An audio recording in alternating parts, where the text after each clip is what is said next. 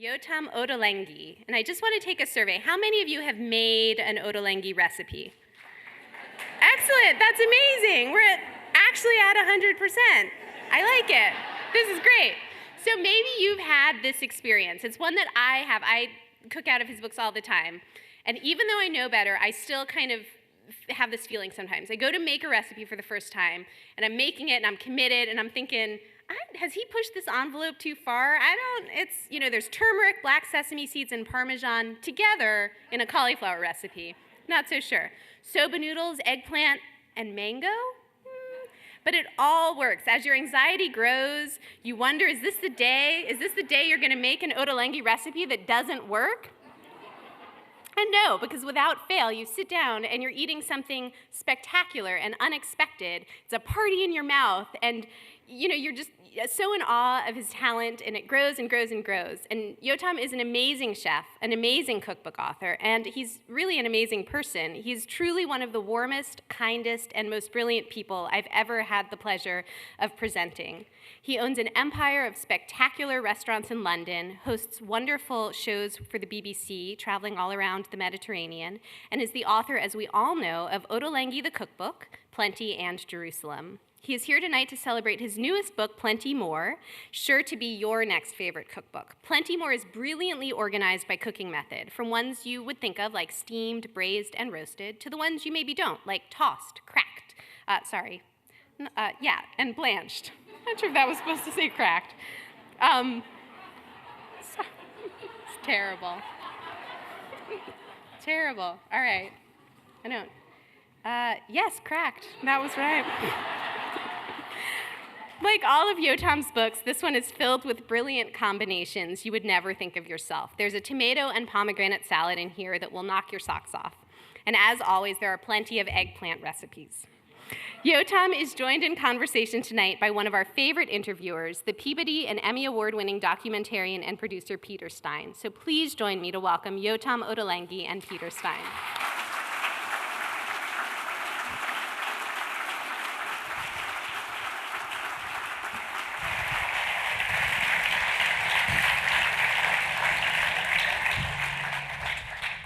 That's Yotam, the handsome one. Welcome back to the Bay Area, Yotam. Thank you. It's great to be here. Jordan, thank you for those beautiful words. Yeah, now I have to be really charming. Oh, fake it, Yotam, fake it. It's so terrific to, first for me to get a chance to meet you, because like Jordan, I have enjoyed experimenting with your recipes, and your new book is chock full of extraordinary flavors and combinations. Parochially, I do want to say, apparently the last time you were here in San Francisco, the Giants were also in the World Series. Yeah. They won. Yeah. We want to have you back every year, and in fact, let's see, January is the Super Bowl, May is the Stanley Cup Finals. Okay, we got you. Have to have you scheduled. Thank you all for giving up your Giants Royals experience. We'll say nothing about what is going on. Some of you may be taping. But this is so not only an adult experience for you coming back to the Bay Area. I was so tickled to learn that when you were 10 years old, your parents, who were both academics, I guess your dad is a mathematician and chemist. Chemist, sorry, and my grandfather. So you're not getting it so wrong. In the hard sciences, and your mother an educator, yes. They spent a sabbatical year when you were 10 years old, yeah. And they came to. I landed from the Middle East to Mill Valley, California, in 1977. And I was delighted to see color TV for the first time in my life, and a lot of other things that got me super excited. I really have very fond memories of the city and the Bay Area, and it's remarkable because I've really only spent a year here, but it was a very crucial year. I loved it. I went to school here. I learned English. I was really I arrived. Israel was very different then to the country that it is today. It really felt like coming from the third world to the first world, and I had the time of my life. You're only 10 years old, so I don't know what your palate already was like, or whether you even can remember if you experienced So what at the time was. Yeah. when I did my I knew my multiplication chart, 12 by 12 times 12. I got ice cream from the teacher. She got me ice cream, and this never happened in a school in Israel. that you got ice cream, and that was a real culinary highlight. And there was tons more. I mean, we used to go to Fisherman's Wharf and eat shrimps and fried seafood from a newspaper cone, and I will never forget that. It was just fantastic. You can't get seafood, or you couldn't in Israel when I was growing up, so that was kind of really special. That's I'm sure. And not kosher. Not at all. Well, being a San Francisco native, I always thought that, in fact, cracked crab was Shabbos dinner. Sorry. I still appreciate it. Good Shabbos to all of you. I hope you enjoyed your cracked crab tonight. So, as a 10-year-old, you're experiencing new culinary experiences in San Francisco or in the Bay Area. But I'm curious, because you've really helped popularize and really have lifted not just vegetable cooking, but Mediterranean flavors to new and unusual heights in your cooking. Where do you trace developing your palate? What are your deep taste memories, and have they evolved as you've grown? I was very fortunate because I grew up in an environment that I think now people take for granted a bit more, but it wasn't the case, 40 years ago when I was a child. That there was real kind of it was an extraordinary mix of food cultures and influences in the 70s and 80s in Jerusalem, and there was at home. We had, European. My parents are all from European traditions. My mom's from a German background, and my dad's from Italian background, and so you can imagine we had really great food, and they both loved to cook. But out in the street, it was the heart of the Middle East, with all the wonderful markets with the vegetables and the spices and the local restaurants, the Palestinian restaurants that are so fantastic. So it was kind of the best of all worlds, and I think this was a really good starting point for someone like me. I could really taste so much, and there was so much going on. And particularly, it's funny now because my cooking cannot be more remote from Italian cooking. My dad is secretly, he would never say that because he's too nice, but he secretly thinks I use way too many ingredients. And he would never, he always says that's very delicious, but I think he would have rather had like about half or one-third of the ingredients of what the ones I've added. So it's a very different way of thinking. But it's fantastic food, and these are fantastic food cultures. But I was I was really lucky because there were not a lot of kids from Jewish Italian background. It's kind of a little bit unusual, and we used to have at school these days where children used to bring the food of their diaspora. And so, I was so popular because all the kids with the gefilte fish would come to my pizza, and that was kind of, can you imagine how popular I was on those days?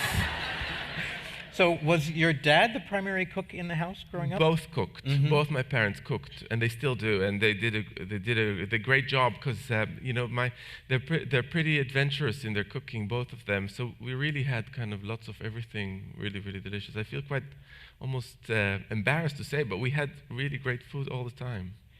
Yeah, the pangs of jealousy are out there for all of us. Even so, obviously your parents are tremendously proud of your career and so forth. I can only imagine that coming from fairly serious, intellectual, career-driven family as yours is, that your choice to cook for a living wasn't necessarily popular. No, it didn't go down too well with my dad. And I think the problem was that it's two very different generations, and my father in particular was worried that I'm ditching an academic career in favor of something that is very dubious. And share with us what you were. I was studying at the university in Tel Aviv, literature and philosophy, and I was on my way to do a PhD, and I was working at the university as well. And it never crossed his mind that I would not become an academic. Mm-hmm. And I think it never crossed my mind until a certain age that I'm not going to become an academic. But there came a point where I felt very, that it wasn't really my choice, and if I had to choose, I might have not chosen that. And I felt almost burdened by the intensity of the commitment in university. And I came to London and did a few courses at a culinary school, and it was. Did you tell your parents you were doing that? Yeah, I told my dad. I sent him I sent my parents my dissertation, and in it was a letter, and in the letter it said, this was before emails, and in the letter it said that. Here's what I've done, and that's my work, and it was a really respectable dissertation on a serious subject. But now I'm taking a gap year, and I'm going to go to culinary school. And my dad called me like 5 minutes after he got the thing, and he said, "Are you sure you're doing the right thing?" But he's a very gentle, nice person, so he didn't really get into conflict with me. But I think deep down inside, he was very worried. So I just went on and did it. But I think, and then when I turned 40, on my birthday, everybody stood up to wish me things for the future, and he said, "I just want to wish you that you never listen to my advice again." and that was really lovely, and a good kind of closure. Yeah. He sounds like a very loving man. He is. Even if he doesn't like all the ingredients that you put into your dishes. But is there a connection for you now, looking back, between your interest in cooking and your interest in ideas, philosophy, literature? That I read, I think your dissertation was something about the photographic image, which, if anything, you have helped popularize culinary photography in your books. Or was it really a departure, like a different side of your brain that you were exercising in front of the stove or at the pastry counter? Initially, yes. I would say that I felt, like I said, I think I used the word liberated. It did feel like I'm doing something completely different. In actual fact, it was really nice to use my hands and not use my mind. Mm-hmm. And that's the way I felt about it for quite a long time. But when I started writing books, everything changed again, because I ended up doing the stuff that I left behind, thinking about what I was doing, trying to understand what it is, how I work, what I do. So try to put names to thoughts and to procedures, which was a little bit more like what I did when I was studying philosophy. So in the end, I went through a whole circle and came back to doing quite a lot of what I did before. Right. But now the subject matter is more, I feel closer to it now than I did to what I did at university. Well, I noticed with this newest book, it's again concentrating on vegetable cookery, but the flavor profiles, I guess, have started to get depart from the Mediterranean and Middle Eastern and move slightly eastward, yes. Iran and India and South Asia. Tell me about how you discovered that, how intentional is that? Is that just is your palate restless the way other people might be restless about the kind of writing that you do? Yeah, it is restless, and some of it is because I want to, and some of it is because I have to. And when I say I have to, I only understood it a few months ago when I call it being the victim of my own success. That in a sense, there is a certain expectation from my recipes, and we were trying a piece. What would you unpack that? What is that expectation? I will unpack it with an example. We were cooking pea soup in the test kitchen. It was the spring, and it was a delicious pea soup, and we wanted to keep all the vibrancy of the red. So we chilled the peas very quickly, and it was fantastic. And everybody tasted it, and they said, "Oh, that's marvelous." But then someone said, because I've got a little team now working together on recipe testing. Someone said, "But it's not very Ottolenghi." And then it dawned on me, and actually I think I knew it before, but I could put word to it, that actually there is a certain expectation from recipes, and I cannot ever go back to doing to cooking anything that doesn't have that kind of wow intensity of very strong flavors, and sometimes it's a problem. So I embrace it now. That's kind of what I do. I do the wow factor recipes. So how did the pea soup recipe change? The pea soup recipe ended up having certain flavored croutons. We tore some bits of bread, and I added a tiny bit of water to them, and then we tossed them in a mix of spices. Because they were wet, they could absorb them, and then we roasted them in the oven. And there was one other thing. I couldn't just have a crouton. It wasn't enough. But so yeah, I think a couple of other little things. So you've described a little bit. You've got a test kitchen now. It's like a full-time lab. This is to feed new books, and you still are doing your column for do you still do the vegetable? The Guardian, The yeah. For the Guardian. For the Guardian. And is it still? It's still a vegetable. It's not vegetarian anymore, but it's still very vegetable focused because that's what I like doing. And so there's many vegetarian and vegan recipes, but there's also meat and other animals. They allow you to introduce meat they've every so often. expanded my remit. I'm allowed to cook with meat now. I wasn't allowed for many years. Can you tell the story of your first column? Yes, I got many people were angered that the non-vegetarian got to write the vegetarian column for the Guardian. We're talking about the days where, or it's still somehow sometimes a little bit like that vegetarianism was a religion or a cult, and if it wasn't one of us, how could it be that someone got to write vegetarian columns? And that was in the initial reaction, but I made it much worse when at maybe column 2 or 3 that I made some kind of summary salad. I suggested to serve it with lamb chops from the barbecue, and my editor didn't notice, and it was a disaster. I mean, the amount of emails that I got, and then the Vegetarian Society debated whether they're allowed to publish my recipe in their magazine, even if they are vegetarian. They were really angry at me. So that is kind of how I started my world of my engagement with vegetarianism. But I have to say that I think the world has really changed since then, and it doesn't feel like this anymore. It feels like many carnivores and omnivores are very happy to eat way more vegetables than they used to, and they are really kind of putting their heart in it. It's not like it used to be like some limp old bean sitting on the side of the plate, all gray and overcooked. All of a sudden, like the serious chefs, not like me, but the ones that have stars and all the rest, they put vegetables on their menus at the top, and not in California, that has always been miles ahead of the rest of the world, but in London, in Paris, in New York. I mean, those are places where all of a sudden you go to a Michelin star restaurant and it's like the first few dishes are all vegetables, and this was unthinkable at 10 or 15 years ago, and it's a marvelous thing. I guess it must be partly people's understanding about diet as well as sustainability, how difficult it is to live sustainably with a heavy meat diet. But it's also about flavor, yes? I mean, yes. You have an extraordinary bounty with vegetables, which is what you've gotten to explore This here. This is the point that I was trying to make in the introduction to the book, because I think what it was, when I started to write vegetarian recipes for The Guardian, I thought that I will kind of exhaust my ideas after about 10 weeks. I thought, how many vegetarian recipes can I actually come up with that are applicable and usable for home cooks and exciting?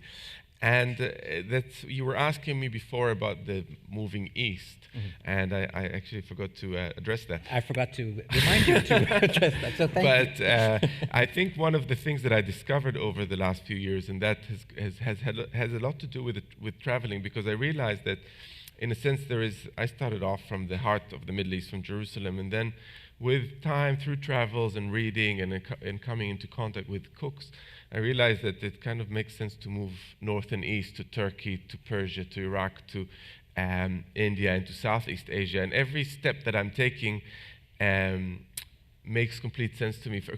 Currently, especially in this book, I'm engaged with the wonderful cuisine of Iran, the Persian cooking, which is one of the richest food cultures there is.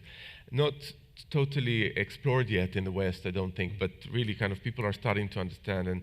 And if you have, there aren't many good Iranian restaurants, but all the good cooking is done at home. So if you have an Iranian friend, just grab onto them and make them cook for you, because they do make the most wonderful home food, like nothing else. And the Iranians are the champions of rice cooking, and I'm saying that like they beat the Japanese and everybody else. They make the best rice.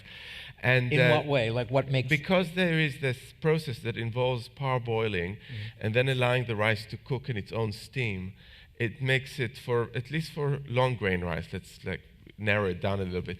It's the best thing you can do with it, because every grain is separate, and the flavors kind of evolve very slowly over time if they put some stuff on the bottom. So it is really the most wonderful way to cook rice, and also obviously the famous tadiks, the crusty bottom, which is, everybody loves so much. So this is a cuisine that really makes complete sense to me to move on to, because these are very similar ingredients to the ones we use in Palestinian and Israeli cooking, but taken one step further. So every time I discover a cuisine like that, I think like, oh my God, I've kind of won the lottery. There's a little bit more of what I was doing before, and it's that's how I like to move around.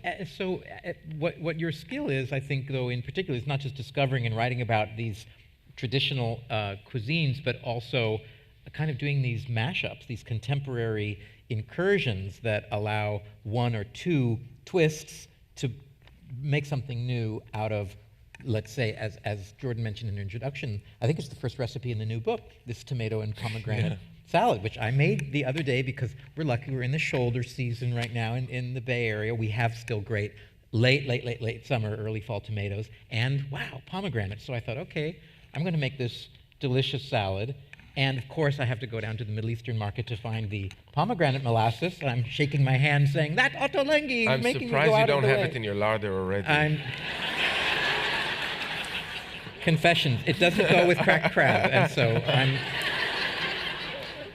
But all by way of asking, how careful are you to, or do you care if you are pulling up or introducing what we might think of as difficult to find, or I don't want to use the word exotic, because they're not exotic in the cultures that they come from, but for typical Western pantries and larders, ingredients that aren't normally found. So the first part of the question is putting together things like, pushing the envelope with the recipes. And I take quite a lot of care when I do this, because I also have great respect for old food traditions. I think I have got myself into a lot of trouble recently with a hummus debate with a very beloved British cookery writer, whose name I won't mention, who added yogurt to her hummus, and I got really upset, and I said something in an interview, and then the Daily Mail wrote that I attacked her, that's more about British journalism than about hummus, but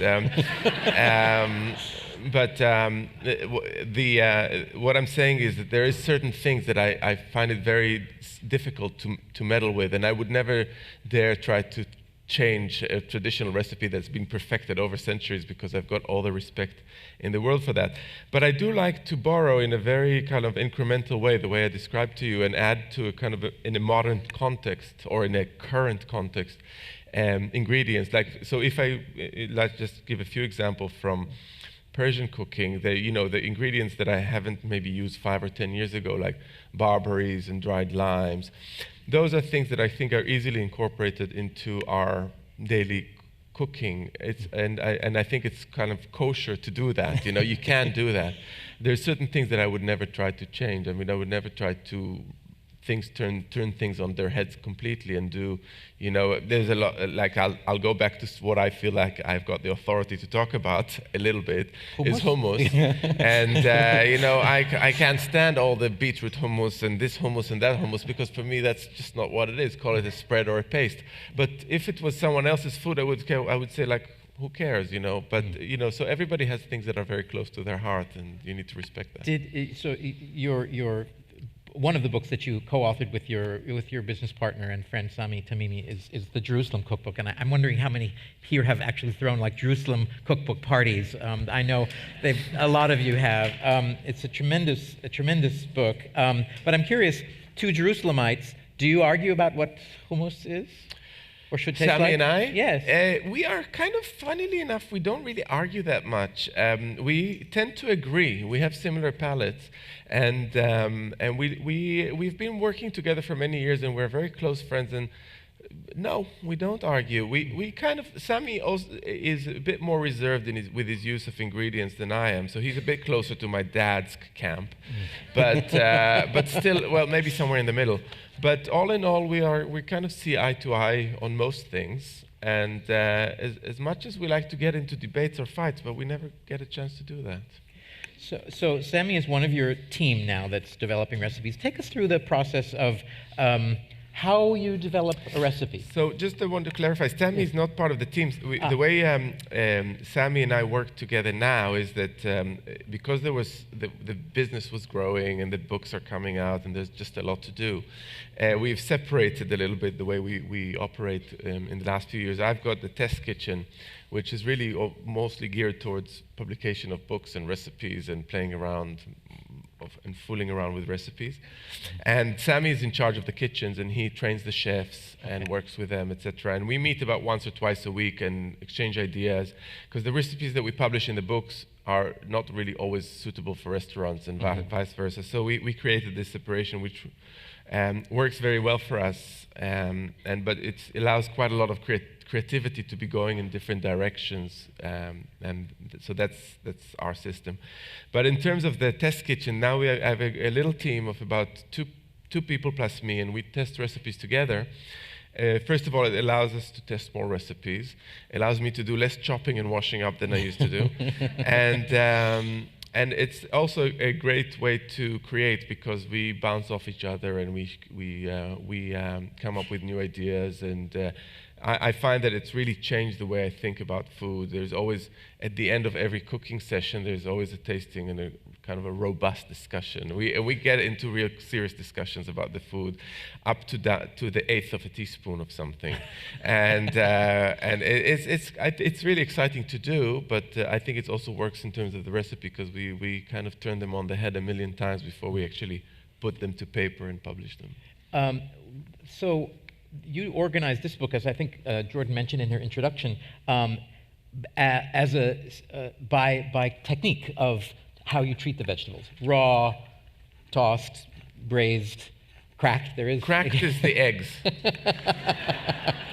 Yeah, I just wanted to make this clear. It's actually the only recipe that's not a cooking technique. It's just, but all the rest, that's true. Why by technique rather than by food group or? So it goes to what I was saying earlier, and I think that we have kind of grown up, everybody, quite a lot with our relationship with vegetables, and I think many people, I'm sure many in this room, would be able to tell you the difference between a kohlrabi and a celeriac and a swede and a turnip. Swede is rutabaga, and thank you for that.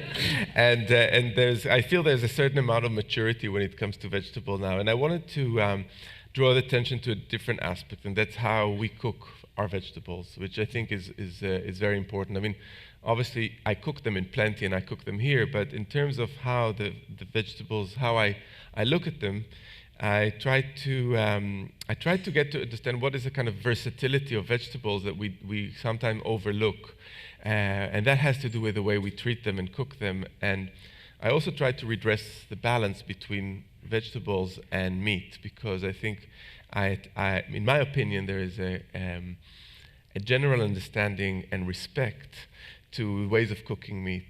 You know, if you make a steak, you use the prime cuts, and if you are using the cheaper cuts, you're going to make a stew. And there's a kind of literacy.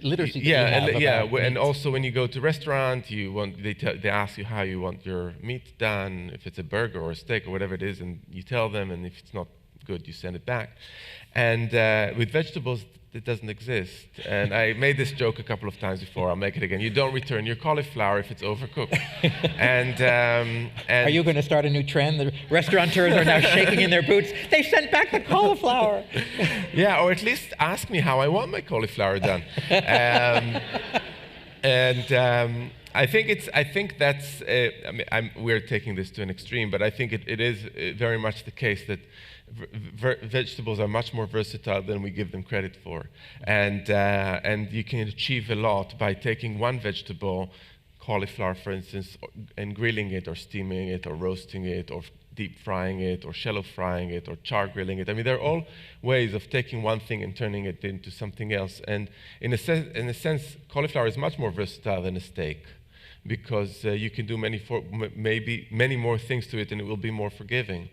So that's what I was trying to do, and that's the kind of message, just to allow people to be a little bit less one-track minded when it comes to cooking vegetables, and understand this versatility. You have such an amazing palate, but I am curious. You're also human. Is there a? What makes you think that? Is there a flavor, either vegetable or from the world of the animal kingdom, that you don't like? Or is that a failure of some palate imagination to have not? You know? No, I do like almost everything. I like some things more than I like others. So I like cauliflower more than a broccoli.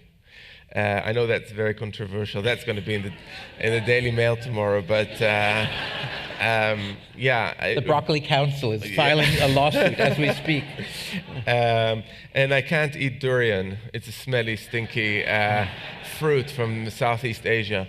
But I think there is no such thing as a vegetable that's not delicious, because of what goes to what I said to you earlier. Even something which is relatively, again, I don't want to hurt broccoli fans across the land, but it's not. For me, it doesn't have the best flavor or texture. But even if you char grill it properly and add a nice infusion of oil and some anchovies, like the Italian way, it's fantastic. It's delicious. So I don't see a point not liking any vegetable. You've also been really imaginative in embracing, as we talked briefly earlier, new ingredients or exotic ingredients, or ingredients that are simply new to your palate. You talked about barberries and Iranian cuisine. Yeah. Are there any other sort of discoveries? And I kind of want this to move a little bit into this notion of food trends or food fads, because as in the culinary world that we live in the Bay Area, we're all trying to keep up with the latest cuisine and restaurant and mashup and pop-up, and sort of sometimes I resent the fact of I've heard about verjuice now, and I don't know what it is, and I champion it in the book. I know. So tell us about new ingredients and the problem of the fad. First of all, I want to address the second bit of the question, because I think there is a problem, because people start becoming very anxious and they associate food with anxiety, and that's not a good thing. Cooking is and eating is a very sensual experience, and that's what I discovered when I moved from academia to cooking, and going back to and adding an element of anxiety is not very helpful. And I think the dinner party circuit are really quite an anxious lot, because they're always trying to outmaneuver their friend with a new ingredient or a new cuisine. And I'm saying that I know it's not good for my book sales, but I really believe that people should just chill out a little bit, and not people want to cook, they haven't even finished mastering the food of Thailand, and they're already moving to Burma. It's like seriously. But I feel very strongly about that you really don't need to have that anxiety in your daily life. So I have some friends that invite me to dinner parties, and the best people I like going to is the ones that cook more or less the same thing every time, because you're going to get something delicious that was tried and tested, and that cook is kind of famous for it, like it used to be, and I find that a little bit more helpful than just the whole new thing every time. So that's about anxiety. Having said that, there's some wonderful ingredients that I do like championing and discovering and showing people. And some of the ingredients that I do love at the moment are the ones that we mentioned from Iran. Another one that comes from that part of the world is kashk, which is kashk or kishk. It's probably most of you have not heard about it. I'm quite new to it. It's a fermented yogurt that's been allowed to dry, And when you go in Jerusalem, in the old city, sometimes you see in the shops these balls of white rocks. They look like white rocks. I always actually thought it was soap, and actually it's dried yogurt. And because when there was a season, there used to be a season for milk. And so they'd make the yogurt all around in Turkey, Iran, Palestine, and then allow it to dry in the sun, sometimes with barley, sometimes with wheat. And as it would dry, it would ferment. And then when it's completely dry, they'd make it into balls, or keep it as powder. And then when the time comes to use it, you rehydrate it with a bit of water. And it's got a wonderful flavor. It's a bit like kind of a really mature Parmesan from the process. And I've been using it. It's very hard to get. In London, we get it from Persian shops in jars, rehydrated already. It's very nice. As a substitute, I mix Parmesan, feta, and sour cream. And that kind of flavor combination reminds me of that. And you use it as an additional ingredient in what kinds of dishes? So, for instance, it's a really good way to finish stews. Like you could drizzle it on top. You need to warm it up a bit to kill the bacteria, but it goes over. No, I didn't mean that in the way it sounded. That's really good. Also, whichever in any context you'd use yogurt and cheese, it comes in handy. Okay. We even had a dish at Nopi in one of my restaurants of raw beef with that kind of drizzled on top, like a kind of a tartare. Wow. I didn't mean to denigrate verjuice, which is an amazing ingredient. It's what makes Dijon mustard taste different from German kind of mustard. Mm-hmm. But tell us a little bit about what verjuice is, because you do champion it. Verjuice is actually a very old ingredient. Essentially, it's the juice of unripe grapes, and I think it's probably older than most of the condiments we've discussed so far. It's been around forever, but it was very popular as a kind of in France in particular. It is still popular. It's used instead of vinegar. It's not quite as harsh to finish sauces, and it's been popularized recently by Australian cook called Maggie Beers, and she has her line of verjuice and sells it all over the world. And it's a really good ingredient. I use it. I reduce it quite a lot and add it to dressings. And when you reduce it, you get more sweetness and more acidity, a little bit like pomegranate molasses. Not really, but in kind of that family of flavors. And it's good for dressings. It's good for marinades. It's good to finish off sauces and stews and all sorts of wonderful things. I love what you said about keeping anxiety out of the kitchen, because in fact, I mean, I think you're spot on. We have a wonderful and embracing food culture, but it also sometimes comes with a certain amount of panic around whether you're following the right trends and so forth. Are you personally okay with people when they come up to you say, "Oh, I made your wonderful recipe, but of course I substituted the oregano for mint and the pomegranate, I didn't have that, so I put in walnut." Completely. How? Yeah. No, it's exactly what I said earlier. I think there is this, almost totalitarian understanding of how things should work, and I think nobody has that kind of knowledge of exactly how you should do it or shouldn't do things. So I'm very open to that. I do changes like that. If someone feels comfortable to do that, I'm very happy. And in actual fact, my recipes are very long, and they have a long list of ingredients. So if you omit one or two, it's not the end of the world. It's you heard it here first, folks. It's still going to taste good. Maybe not completely as I wanted it, but quite close. So I'm very happy to give that a literary freedom to interpret my recipes as people see right. I am very literal, so when I put the recipe down, I try to allow people to be able to cook it exactly as I did. This is why I go down to the eighth of a teaspoon, etc. But that's because I want people who don't want to improvise to be able to do it and achieve what I achieved.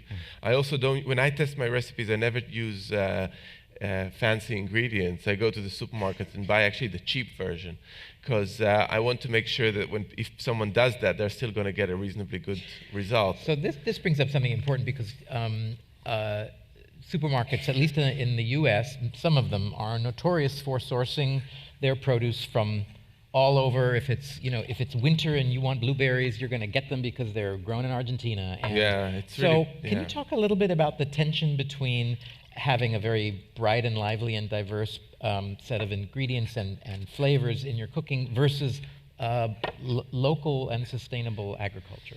There's no contradiction really in my mind. I mean, in my restaurants, we source our ingredients, in what I call locally would be, Britain, maybe France, which is, as certain parts of France are as close as Scotland is, or Europe in general. I call it local, but we do try to use things seasonally, and I think it makes sense because it's more delicious to use things in season, and it pains me to see when you go to a supermarket and you get this asparagus from Peru throughout the year. Peru is further away from us than it is from you, but it's probably the same here, and I don't get it, and I don't enjoy it. But bringing all these ingredients that I'm talking about, it's got nothing to do with that. I mean, those are ingredients that you could grow in some places, and spices have always been traded and transferred all across the world. And I think using localism is a good thing in general, but it kind of makes sense to not go to the extreme also with that, because I know that a lot of restaurants in London, for instance, try to grow their own produce on their roofs and little gardens and allotments and this and that, and I've got a lot of sympathy for that. But sometimes it comes at a price. It's way more wasteful to grow those 5 leaves or whatever on your roof than it would to bring it from a farm in Devon. And so it's a tokenism. So you need to kind of take it with a pinch of salt. How far you're going to take that idea of locality and whether it's practical to actually practice it. So when I'm here in California, we're talking about a completely different world, because you've got the weather and you've got the land. And we're talking about a tiny rainy island that doesn't really not much grows on, so we have to make the best out of what we can. Do you, in fact? I mean, I know you're on a book tour now. You probably don't have much time here, but if you had your druthers, would you spend time in the Bay Area to take a look at food trends or go to restaurants that you have heard about? Or yeah, no, this is the worst book tour I've been to, because I've got only one night in San Francisco, and it's painful for me too. But so I won't be able to go and try all the new restaurants that I want to go and have. But every time I go to the Mission, and I go all around San Francisco, and I eat everywhere I can. And I won't get to do it this time, but I will be back. Yeah, good, good. Speaking of restaurants, you now you have a multifaceted empire, really. You're publishing, you're writing, your delis, and restaurants. And here in the Bay Area, something has come up recently where chefs and restaurants are really decrying the shortage of chefs. Cost of living is extremely high in the Bay Area, and I'm sure it's also extremely high in London. And even here, I think it was in today's San Francisco Chronicle where we're learning that a few restaurants are deciding to dispense with the notion of tipping in the American custom of somewhere between 15 and 20%, so that they can automatically add a 20% surcharge to their bills, so that they can pay a living wage to all of their employees, including the bussers and the folks who are cooking in the back, and not just the servers. Long way of asking you, do you face some of those same economic challenges in keeping restaurants open in a very, very busy and expensive city like London? It's very, very difficult. We have, housing prices have been really increasing tremendously in the last few years, and I know that cooks that come to, London is a place where people come and spend a few years and then move on when they're for chefs, that's normally the case, or waiters, and and it's a huge problem. They can live, sometimes you get like 6 people or 7 people or 8 people living in one apartment in order to kind of make it work for them. And it's difficult for me as a restaurateur, and also for other people like me. And I know that we are struggling. We're quite fortunate that I think there is a core of staff that stays, but the problem is that with the people, the periphery where people come and go, and then you do get a lot of problem. And also because there's so many types of restaurants now, and so many of them around, then the chefs come and go very quickly. They go and they do their stage for 6 months or a year, and then they move on to the next one. So that turnover doesn't help keep the quality, and it takes a long. Sammy and I struggle constantly with the quality control. We're constantly checking and tasting and retraining our teams to make sure that it's always good. For you, at this point in your career, where you've really found that being, in a way, a writer, an educator, a sort of champion of cooking, how important is having a restaurant in the constellation of your activities? Would it be okay for you to close them? I mean, obviously, maybe economically they're very successful, but when you say that it's a hard business to be in. The restaurants are doing well, and I think in a way, it actually all the aspects of what we're doing actually enhance each other. So I think we have it really good. We sell books, and that helps promote the restaurant, and vice versa. So it actually works really well together, hand in hand. I wouldn't think that one comes at the expense of the other, especially because of the way that the companies run. It's a partnership, so it's not just me and Sammy. There's a couple of other acting partners, so each one does their own thing. So we make sure that it kind of works for us, but they're doing all right. Okay, so and in fact, it does seem that also in the U.S. that maybe one of the templates for how to keep a sustainable operation going in the food world is to have these multifaceted enterprises where you're doing. It's very handy in other respects, because we're talking about keeping people. We can move people around. I mean, it doesn't sound so good when I describe it like that, but in a way, you can give your team, your staff, more opportunity for change and diversity in their work. So my test kitchen team are ex-chefs that have worked for 2, 3, 4 years and have had. They've wanted to move on, and then they join, and we do testing recipes. So it's a wonderful thing to do that is different and a little bit less hard work and more social hours. So that kind of also helps a bit. Not that you're not busy enough, but I heard you ask the other day on another interview program, so what's next for you? But I was actually very curious about your response, which wasn't definitive, but you mentioned pastry, and I realized that pastry is, in a way, that was one of your real introductions to cooking, that your first culinary education was as a pastry chef. So can you talk a little bit about what you like about working with dough and pastry? Oh yeah, no, pastry was my first station. My first, when I started working in kitchens, I was so underqualified that the chef told me, go and help the pastry chef whip her egg whites, and it was in a French style restaurant, so there was a lot of soufflés. So I was whipping a lot of egg whites, and during service, and it doesn't take a PhD to whip egg whites, and so I did that for a little while. And there is a thing. What happened was that when I moved on to the next job, they asked me, "What did you do before?" I said I was in the pastry section. So they said, "Okay, go and work in the pastry section." I end up working about 4 or 5 years in the pastry section. Actually, I don't really do this really justice because I love doing it. I had great joy of working in the pastry section. I had so much joy that I wanted to just stay doing pastries, and I love working with dough. I love the sensuality of it. It's the only section in the kitchen where you really get to massage your food for a very long time. And how many kale massagers are there out in the audience? It's fantastic. And I used to make pain au chocolat. a lot.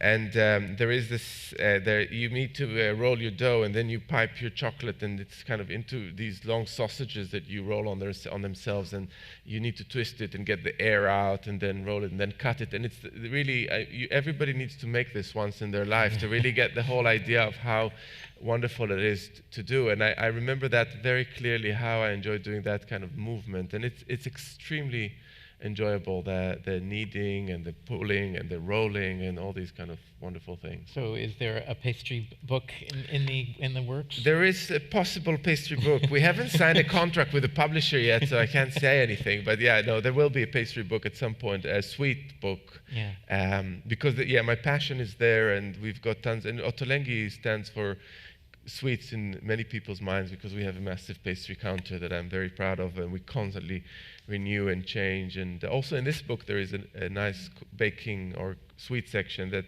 I think does kind of different things with sweets. Well, one last question from me, and then I'm excited to hear what our audience has to ask you. And it has to do, in a way, it ties together with pastry, and then this other question that we talked about earlier about classic recipes versus improvisation. I think it's in the Jerusalem cookbook where you have a recipe for babka.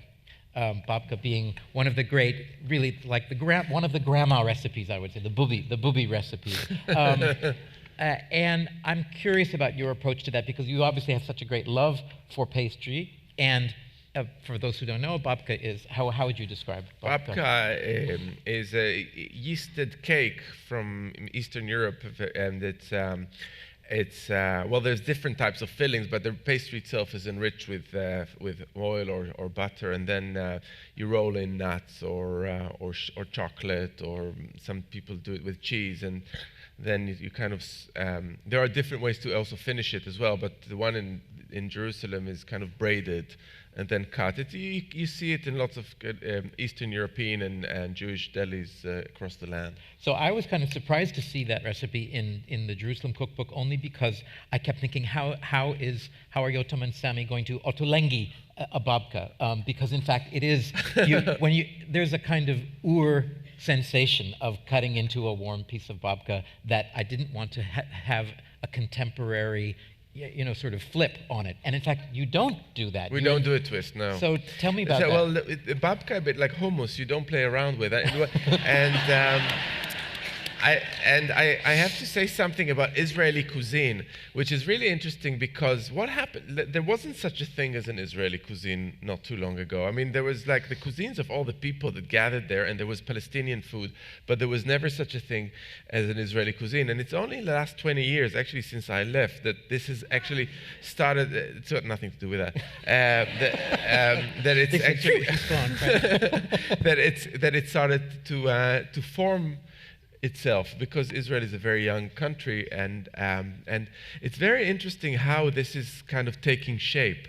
And babka, and if people who know Jerusalem know that there's very few recipes from Eastern Europe in the book, and that's got to do not because of the fact that there isn't Eastern European food in Jerusalem. It's just because Sammy and I don't like it so much. So and we say it quite out loud. I mean, that we do love certain things. We love our matzah balls, and we love our chopped liver, but we don't like certain other things. And so a babka is really, really delicious. So what I noticed is that what we turned into Israeli food is actually what I call the survival of the fittest, where the best food of every community kind of rises to the surface and becomes part of the pantheon of Israeli cuisine. And that's why the food is so good, because you got the babka, which is probably the best thing that Polish Jews have ever produced, and then you've got this. Isaac Bashevis Singer may argue with you on that, but and then you've got this hug, which is the chili paste that the Yemeni Jews brought with them, which is like better than sriracha. And then you got the hummus, which is from Jews from Arab countries and Palestinian. And so we've got all those things. So the kind of the icons of Israeli food are the ones that I don't want to touch because they're so good. But then there are all the others that you can play. Definitely you don't touch a babka. Great. Well, I'm sure some of you have questions or ideas or recipe hints or kitchen disasters you want to share with us. There's microphones on both sides. We have microphones on each side. I'm just going to ask you to come out to the aisles and line up to ask your questions. I'll take the first question right here on your left.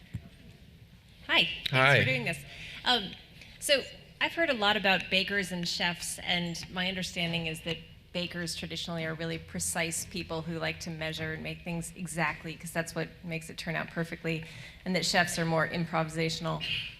So it's interesting to hear that you like to do both. Can you comment on your observation of those personality traits and how they manifest in you?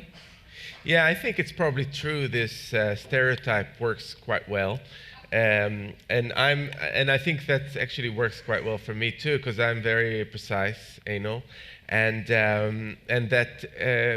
that's why I think the pastry department suited me for many years, and that's maybe why I'm a recipe tester and not running the kitchens like Sammy, because there is a sense of that precision really helps me.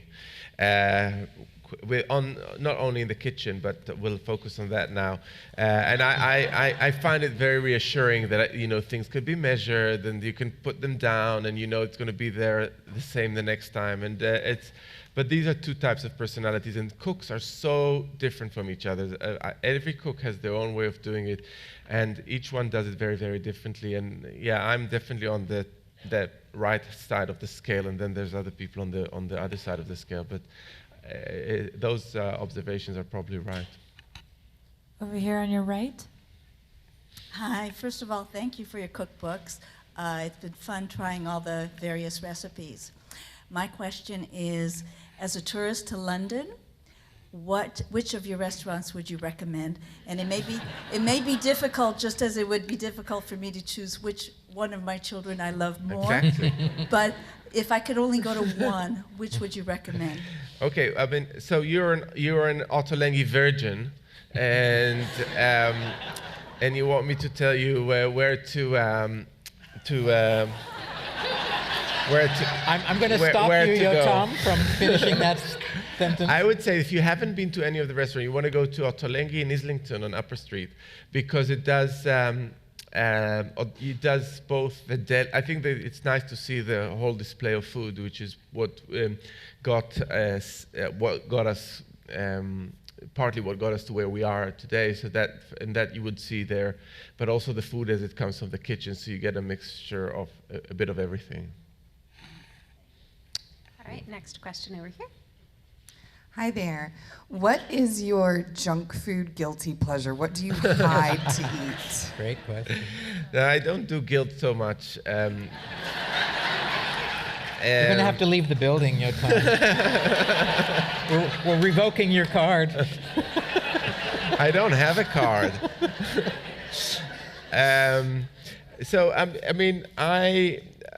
That's quite a serious point. I can eat many things that, I can have things that we wouldn't consider, appropriate for a vegetable guru.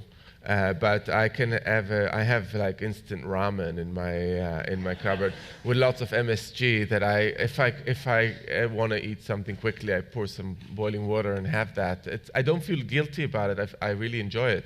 You should try it once. But maybe I'll put a recipe for that in one of my books. There you go. But I'm not a purist, and I don't live like that. I like to eat everything, and sometimes I would have junk food or a chocolate bar, or cheap one, or whatever. But I think it's quite important. I don't get really kind of precious about these things, and yeah, that's it. But those instant noodles, I do like them. On your right. I was lucky enough in May to go to all 4 of your outlets. And the thing that struck me the most is in the delis, the display of the food is so incredible. I mean, it's just right there. So then you come back to the United States, and I've learned now the term is a sneeze guard. Yeah, sneeze guards. You are not required to have sneeze guards in... Don't tell them. No, we're fighting this. We have the way it works is that I think England is one of the only countries that allows this for some reason, and we have very strict health and safety rules, but there is a special clause, it's very technical, under which we operate, which is called the hotel and bar hotel and buffet clause, which allows you to put the food out for a little while, up to 3 hours or 2.5 hours without guard for people to help themselves. And that's how we make it work. But it's very, when the food goes out, we take note of the time and the temperature, and then we come every half hour and check it, and we come back, and then it needs to be discarded if it's not there for too long. So it's a controlled risk that we're taking, but yeah, you couldn't do it here, but also the weather is quite good for that. It doesn't get very hot, and so we kind of manage to do that, but not with meat or fish or anything dangerous, just with your vegetables. Just to reassure everybody. Next question on your left. I was just wondering if you've considered opening a restaurant in the U.S. and perhaps maybe the Bay Area. So I will answer with a story. Forgive the people who've already heard this. But a few years ago, I did a program about the food of Jerusalem for the BBC. And as part of the program, I went to various people's homes and restaurants, in Jewish homes and Arab homes and restaurants. And one of the places we visited was a hummus place in the old city that's been around for ages and is kind of a real kind of establishment, Abu Shukri, and both Palestinians and Jews go there, and tourists. It's a wonderful place, and it makes delicious hummus. And every day, they make it, and hummus you don't keep for the next day. You just cook it on the day. I'm just telling you all. You know that's it's very different from the proposition that we get in supermarkets where there sits in the tab cold. It's kind of something that you cook on the day and you serve, and that's it. And it's a whole meal, and it's a whole ceremony, and it's served with all sorts of toppings. It's something very special. And every day they make the huge vat of hummus, and they serve it until it's finished. And it's run by a father and son. The father is in his 70s, and the son is in his 50s. And every day when the hummus is ready, the son brings the father his spoon, and the father tastes it, and it approves it to go out to the customers. And when I got back, and after the show, I spoke to one of my chefs, and I said to him, it's ridiculous, like this guy's 50-something, and he's still not qualified to send the hummus out without his dad tasting it. Like, what's going on here? Like, when is he going to be able to just, say, Dad, forget it, I'm just taking out the hummus today without giving you the bite. And so the guy, who was very cheeky, said to me, well, you're the same. Like, I've been working with you for 8 years, and every day you come and taste the food. What's wrong with you? And then so you understand where this answer is going, right? You're opening a hummus restaurant in San Francisco.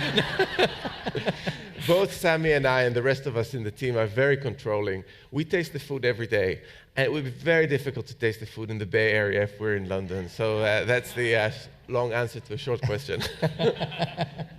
Over here on your right. Traditionally, chefs are thought to be full-figured because they taste and eat and eat and taste. Yeah, don't trust the skinny Italian chef. That's the name of a book, right? What happened to you? I don't know. For the radio audience, let the record state that Yotam is trim. I didn't. I wasn't aware we have a radio audience, so that's good. I look after myself, and I do some exercise, and I try to eat in moderation.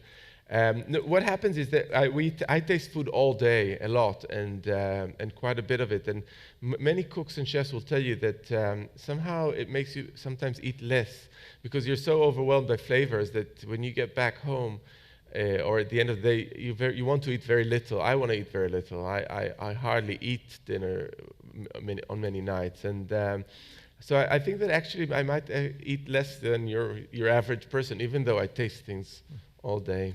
But other chefs are more full-figured. I don't know what they do wrong. Next question on your left. Hi, thank you for being here. I believe that children eat better if their food looks more beautiful. And with 3 children, I'm wondering, because your books are so magnificent, that possibly could you make a children's cookbook?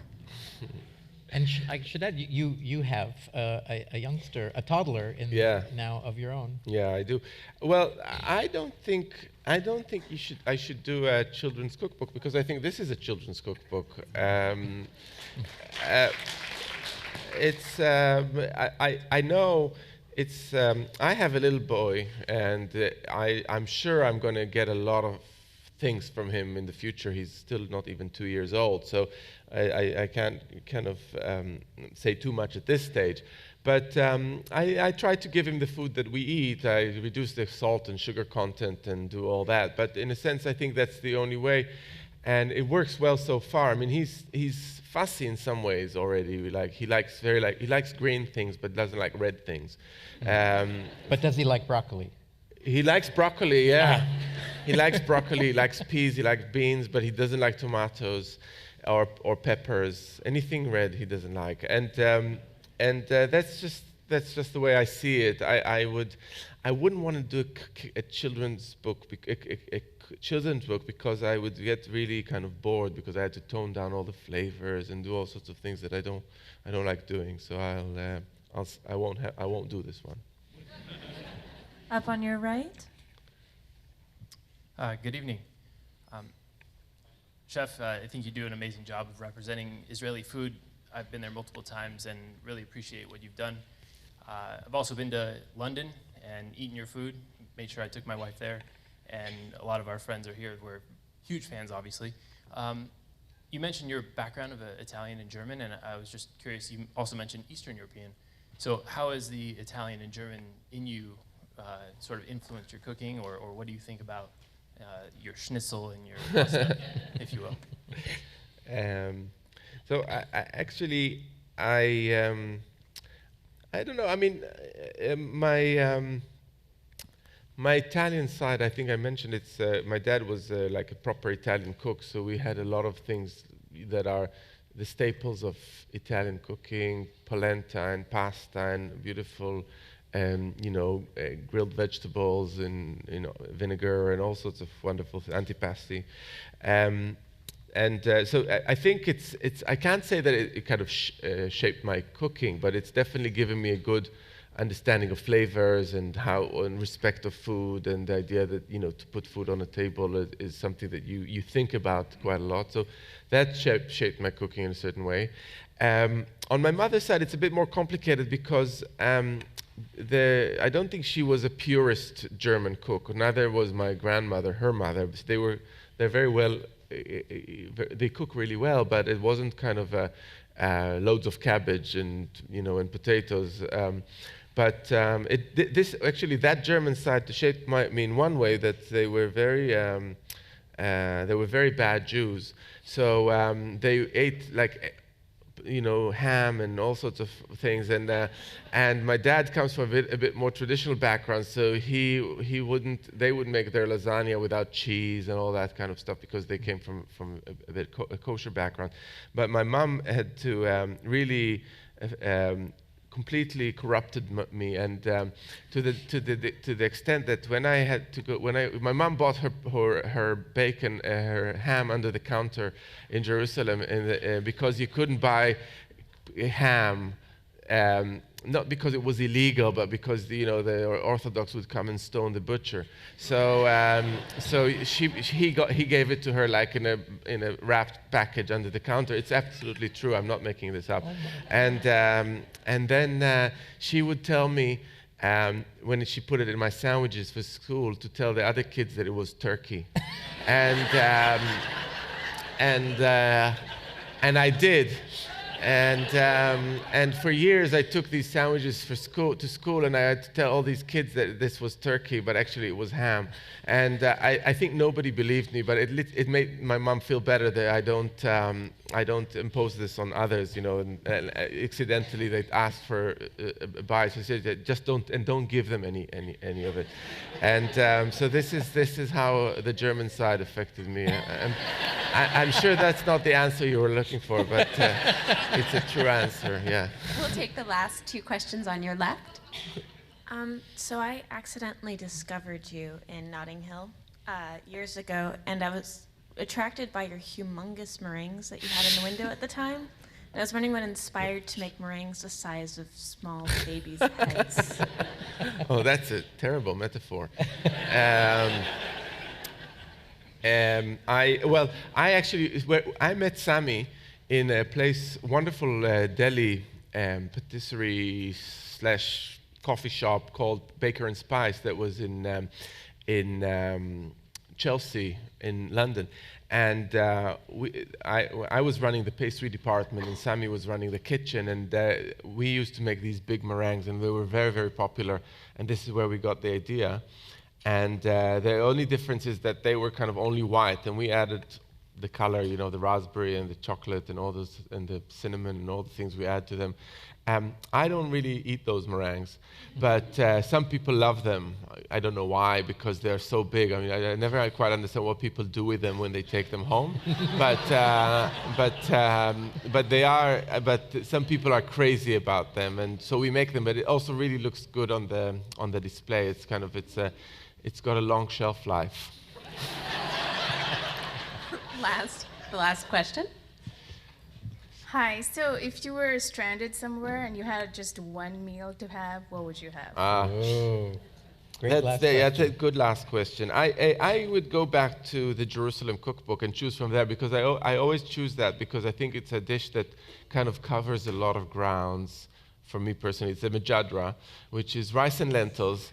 It's a very modest set of ingredients, and it's nothing like what people think when you say rice and lentils, because it's got tons of fried onion in it added as well, and you serve it with some full-fat yogurt, and it's kind of the perfect balance between being virtuous and being delicious, because it's very good, you know. It's rice and lentils and things that are really good for you, but it's also really, really delicious, and I could eat it all the time from the morning until night, because it's very basic, but it does have nice flavors as well. So that would be what I'd take with me.